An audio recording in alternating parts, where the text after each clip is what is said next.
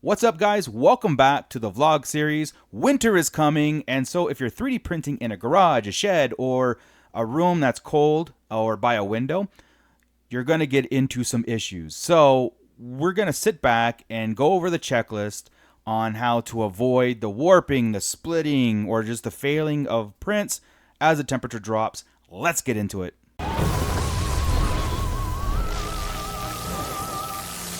So first, why does winter affect 3D printing so much? Well, it's all about the air temperature and the ambient temperature around the printer. If the air or the temperature drops, your layers will cool too fast. It's not giving it time to shrink all at once.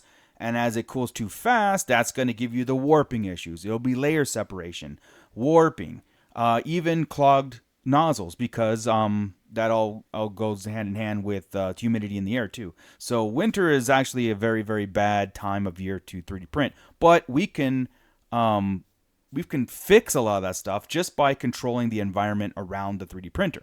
Now, one thing I will say is that I know there's a lot of veteran printers out there. And this might just be like, hey, you know what, been there, done that. I don't need this information. But as more and more people get into 3D printing and get into the hobby as it's happening, especially in the coming year, this information is going to be very important because, you know what, the hobby is ours, and we should actually encourage more success and less frustration. So I invite the dialogue, I invite the comments, somewhere where it's tips and tricks that I don't give you guys today. You could put down there and help someone else out, and also if you guys are having issues with the 3D printing, especially this time of year, put it in the comments and let's work it out together. So again, controlling the environment around your 3D printer, that's the key. All right, like I just mentioned, the first thing to check is your room temperature. Now, if your room or where the printer is at drops, I think it's around like 65 degrees to 75 degrees is kind of like in the sweet spot, you know. If it drops below that, like if you have your printer in a garage or a shed or somewhere out there where it gets colder, you're going to want to fix that, or just hibernate the printer until it gets warm again. If you can't. If all options are not available to you, then just honestly, you probably run the risk of just not having anything cool to print.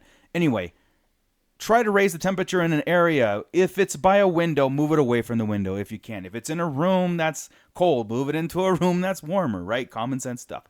If you can, put a small heater in the garage or wherever you have your printer if you have to. Now, do not blow the heat directly onto the printer or the filament. That'll be a whole set of other issues for you, but you just want to create a nice, comfortable environment for the printer to function correctly.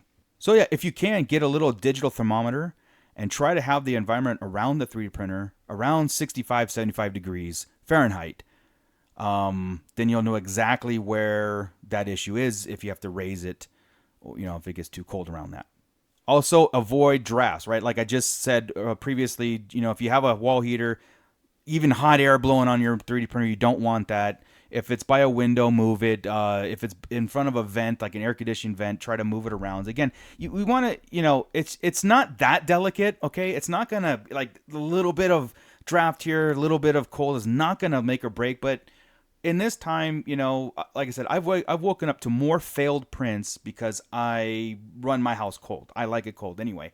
But I had to, like, okay, if I'm having my 3D printer in my house, I have to change things around a little bit and make it more comfortable for successful prints, okay? So if it's like digital thermometer, all these things, if it's little tweaking, don't worry about it. You're not going to have any issues. But I'm talking about like drastic, you know, levels. If you're living in an environment where it's high humidity, high, you know, rain or snow, you're going to want to change the environment around your printer. You can also build an enclosure. You can go to the hardware store and get some insulation foam or some, I mean, if you want PVC and wood, and make a nice box around it, make sure there's enough clearance. And just you know, again, the bed temperature, I'm talking about printers that don't have like an enclosure, okay? One that are open, the bed slingers, right? So like I have, most of my printers are those. So this is going to be kind of like those those tips for like the bamboo A1s. the Creality machines, the ones that are open.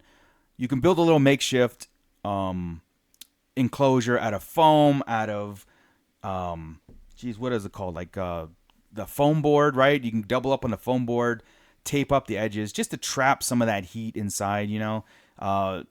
It's heat is your friend when it comes to 3D printing. So yeah.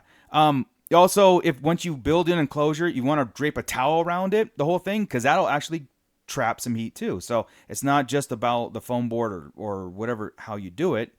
Kind of dress it, and like I say again, make sure that there's a viewing area or whatever it is that you're doing. There's a lot of tutorials out there how to make it a DIY enclosure, which I recommend if you need to, and if you can't move your printer out of a cold environment, you can just kind of like force the issue and use the printer temperature to create a little bit of an enclosure for that. So you can also add lights inside, little LED lights that will actually raise the temperature up a little bit inside the enclosure too. So yeah, there's a lot of choices to be made, but enclosure is good. I do want to make one for myself. I think it'd be kind of cool anyway. And even when I'm doing like other filament types, like ABS and PETG or something where it's a higher temperature, even on summertime, it can help. So might have to get into an enclosure, a DIY on this channel, and see how we can do that. Interesting. We can also talk about the bed adhesion itself, right? There's a few things you can do. So a lot of people would put some sort of tack on the bed, glue stick. I don't like doing the glue stick. If I'm going to do the glue stick stuff, I would put down like painter's tape on the heated bed itself and then put the glue on there because I don't want to mess up my build plates. But it would wash off. But anyway, any kind of tack that you can do to kind of like hold some more adhesion for that first layer, then by all means do that. You can raise the bed temperature by 5 degrees Celsius, okay? So that would give a little bit more heat on the build plate that it radiates and doesn't run off on the outsides. Don't want to go too hot because then you're just going to not have that first layer harden. It'll be too pliable, and especially if you're building anything, a big print, a vertical print, it could warp it, and you might have issues there. So a 5 degree increment, that would be good. Let's see, you want to level, make sure your bed plate is level all the time, even on the automatic level machines. I always do before a print, just put that in there, like just level the thing, because everything on these machines are mechanical and everything fluctuates. So don't assume that your printer is always level after every single print. Just because it printed good doesn't mean the second print, there could be issues, especially in the wintertime. It's important to winterize your filament rolls. That also, when you buy a bunch and they're sitting out in storage or whatever, make sure they're in an airtight container, especially if you're in places with high humidity. Make sure that they're not sitting out, especially open, before you're about to use it. Put them in especially like they're in a storage unit. Bring them inside. Bring them to cool, for a couple hours before you're about to print. If you hear any popping, as you're printing, that means there's too much moisture in your filament, and that can cause a bunch of issues itself. So it's not just the printer, it's the filament too that you have to just take extra precaution. Again, it's all about controlling the environment around it and the ambient temperatures. So, especially if you're doing other things other than PLA, you want to take extra special care with those anyway. But yeah, so filament's important to make sure it's winterized also.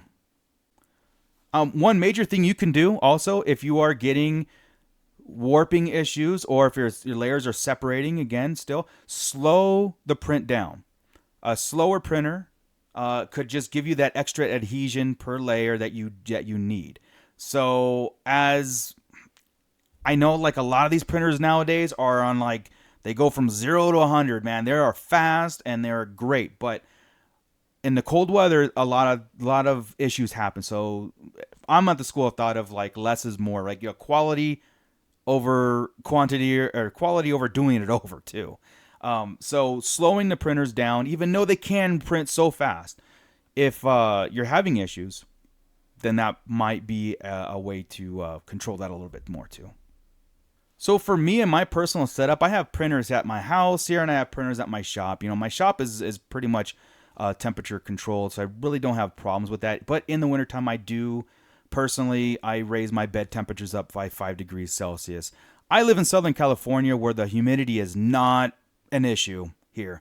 It really doesn't, it's not that much of an issue. So I don't have to, personally, I don't have to like buy those dry, the filament dryers or put in airtight stuff. I rarely have any issues with the popping and moisture and that. But if you do live in environments that are high humidity, then yeah, take those extra precautions and make sure your filament is treated well.